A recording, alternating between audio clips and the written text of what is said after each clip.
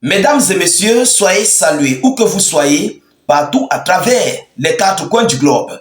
La France vient encore d'être prise la main dans le sac du côté du Niger. Une tentative de déstabilisation bien organisée, bien perpétrée et bien travaillée par les forces françaises et certains préfets de France en Afrique vient d'être démantelée. Il s'agit d'un agent des services secrets de renseignement de la DGSE française qui a été interpellé et arrêté par les hautes autorités de Niamey. Mais le stratagème qui a été mis sur pied pour pouvoir atteindre les objectifs de la France-Afrique, chères dames, chers messieurs, nous pose beaucoup d'inquiétudes. Oui, parce que la France, en ce moment donné, ne serait plus prête à tolérer, à pardonner et à abandonner son combat qu'ils sont en train de mener pour déstabiliser le Niger et les différents pays de l'AES Sahel. Oui, parce que je vais entrer tout à l'heure sur les démonstrations que la France est en train de poser. Mais vous-même, vous allez comprendre qu'ils veulent user tous les moyens possibles pour pouvoir récupérer ce Niger qu'ils avaient qualifié de pays pauvre. Ce Niger, ce Mali, ce Burkina Faso qu'ils avaient insulté, négligé. Aujourd'hui, ils utilisent tous les moyens pour ces pays. Alors, mesdames, mesdemoiselles et messieurs, qu'est-ce qui s'est réellement passé? Selon les informations, cet agent de sécurité a utilisé l'identité roumaine.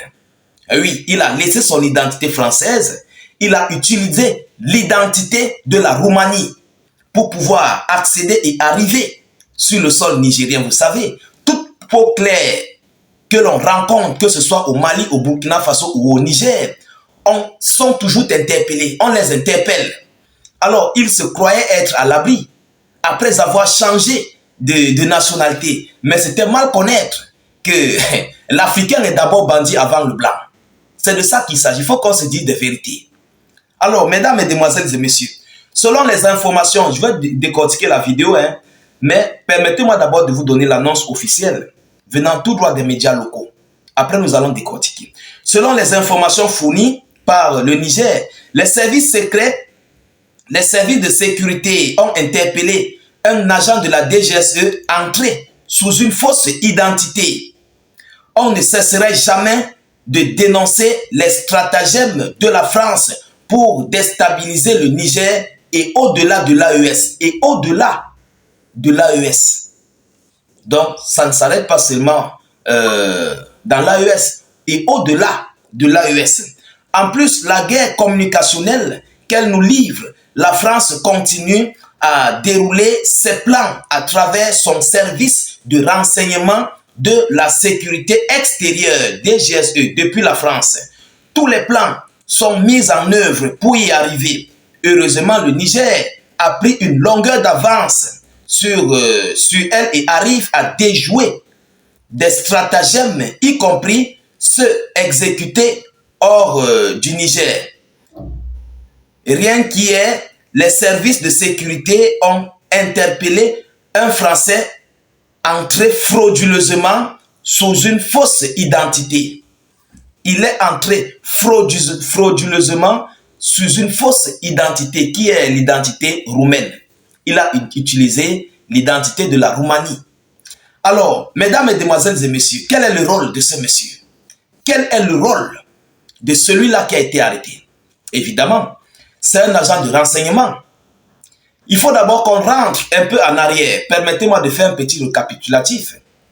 Lors de la mobilisation des forces d'intervention de la CEDEAO, là, on les appelle comment? Écrivez-moi en commentaire.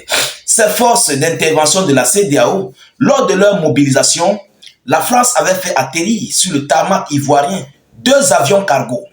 Un avion avec des soldats ivoiriens, avec des soldats français, et un avion avec du matériel d'armata de combat. Oui, et ce matériel-là est toujours en Côte d'Ivoire. Bon, c'est vrai, d'autres matériels peut-être sont répartis au niveau des pays voisins de l'AES. Mais c'est en Côte d'Ivoire que ce matériel avait atterri. C'est toujours là.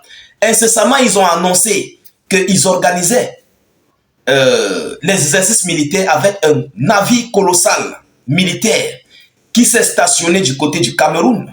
Après, ça a décollé pour se retrouver du côté du Bénin. Il y a de cela quelques jours, quelques semaines. Ce navire a garé au Bénin et a complètement ravitaillé. Il y avait à l'intérieur des armes, des munitions pour ravitailler des terreaux et Djadja. Lorsque vous voyez ces terreaux de Boko Haram revenir à nouveau, ça vous dit rien? Ils ont été financés, ils ont été mobilisés, pas seulement eux, avec certains terreaux islamiques. Oui, ils ont été remobilisés à zéro. C'est pourquoi même d'ailleurs, ils sont en train de nuire le côté du Tchad. Mais pourquoi ils le font du côté du Tchad? Nous allons décortiquer. Alors, celui de cet agent de renseignement français qui a été pris du côté du Niger, lui, son rôle, c'est de donner, de fournir des informations à ses collaborateurs en Europe et ceux qui sont aux alentours des pays de l'AES Sahel, pour les permettre de savoir où toutes les positions, les cibles se trouvent, où ils habitent, qu'est-ce qui peut se passer, comment prendre une base militaire, comment récupérer. Donc, en fait, pour mettre un stratagème bien organisé. Vous comprenez? C'est pourquoi la France essaie de vouloir amplifier des agents de renseignement. Je pense que c'est déjà le 4e. C'est un 4e qui vient d'être démantelé.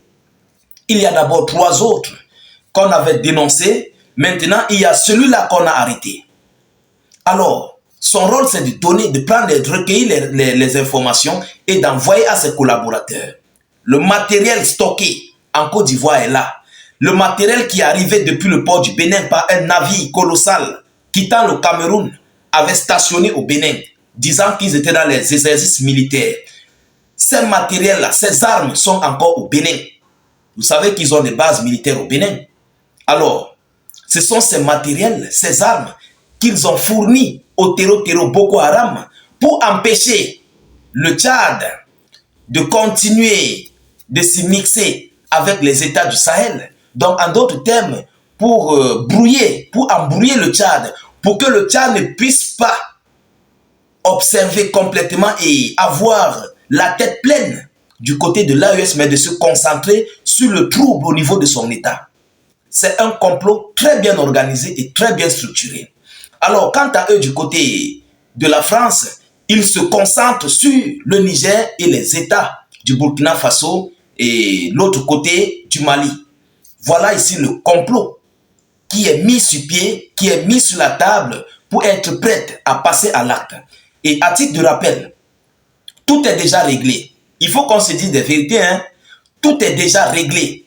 Tout est prêt. C'est pourquoi maintenant les services de renseignement sont entrés en action pour prendre des informations avant de passer à l'acte. Vous comprenez? Il faut qu'on soit vigilant dans cette affaire. Soyons vigilants. Et nous interpellons tous les Africains du côté de l'AES à partager les informations avec les hautes autorités de défense et de sécurité des différents 3 pays. Pas seulement au niveau de l'AES, mais partout en Afrique. Collaborons avec les autorités compétentes pour qu'ils puissent trouver comment faire, qu'est-ce qu'il faut faire lorsqu'il y a une telle pareille situation. Il faut que tout le monde mette la main dans la pâte pour pouvoir réussir. Parce que la France ne va jamais se décourager, la France ne va jamais s'arrêter, la France va finir par arriver jusqu'au bout où elle souhaite. C'est de ça qu'il s'agit. Alors, mesdames, mesdemoiselles et messieurs, voilà l'information que j'avais à vous relayer dans cette vidéo de décortiquage et d'analyse. Rassurez-vous de la partager partout à travers le monde. Sécurisez la vidéo avec beaucoup de j'aime et suffisamment de cœur. N'hésitez pas, s'il vous plaît, de laisser beaucoup de commentaires. Si vous n'avez rien à écrire, mettez tout simplement « Salut état d'urgence » en commentaire ou encore faites des cœurs en commentaire. Si vous n'avez rien à écrire, mettez notre slogan qui est « Vive la paix » dans le monde ou encore « Vive l'Afrique libre ». C'est très important. Cliquez sur le lien de notre chaîne YouTube dans la zone de commentaires. Allez vous abonner à la chaîne. Nous réalisons des vidéoconférences là-bas et YouTube est très fiable. Dès que vous cliquez sur le lien, ça va s'ouvrir. Ensuite, vous cliquez sur s'abonner et vous activez la cloche de notification pour ne plus rater nos prochaines émissions. Je vous reviens tout à l'heure pour une prochaine série d'actualités. Soyez encore salués une fois de plus. Ciao, ciao.